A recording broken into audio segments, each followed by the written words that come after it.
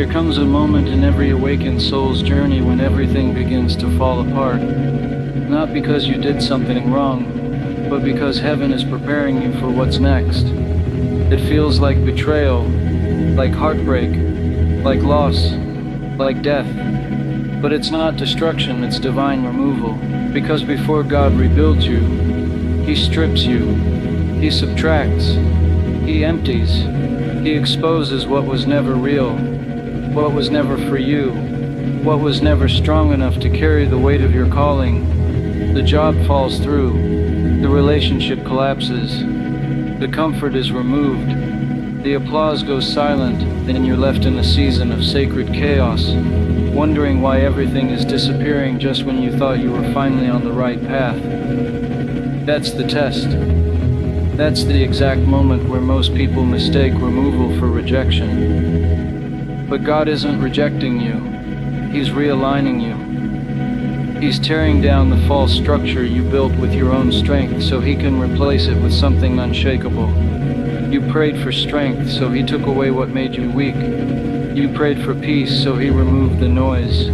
You prayed for greatness, so He stripped your comfort. You asked to evolve, so He had to break what kept you average. And now here you are, standing in the ruins of your old self, not realizing this is exactly where power is born. Not when everything is perfect, not when the plan is worked, but when everything you leaned on disappears and all you're left with is faith. Because when God rebuilds, He doesn't just patch up the old, He demolishes the foundation, He levels the structure, and He starts from the soil. Why?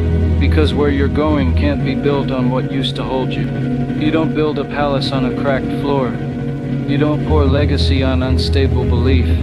You don't launch destiny from a life that's still full of fear, people-pleasing, or unhealed identity. So God removes the scaffolding, the fake support system, the things that held you up, but also held you back.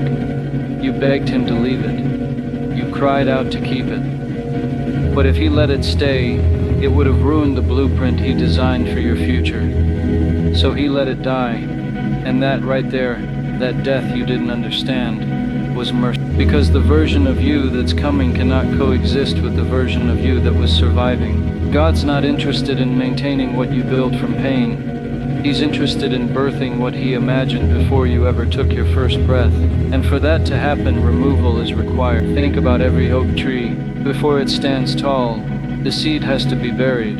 It has to be torn open in darkness.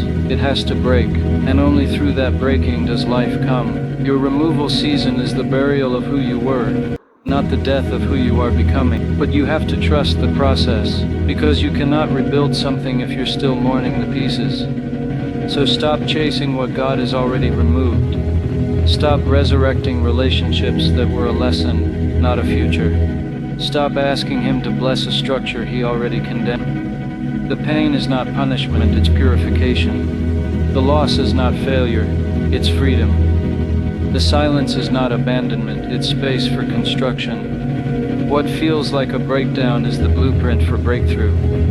What looks like an ending is the beginning of power. But you must stop seeing loss as a curse. It's not, it's the chisel in the hand of the master sculptor. And only by cutting away what doesn't belong can He reveal the masterpiece inside. So yes, God removes, sometimes violently, sometimes painfully, but always purposefully, always with your elevation in mind, always with the next level hidden in the rubble.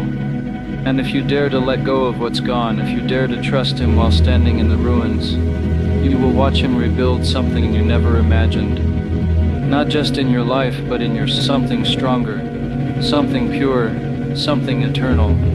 Because what God rebuilds can never be shaken.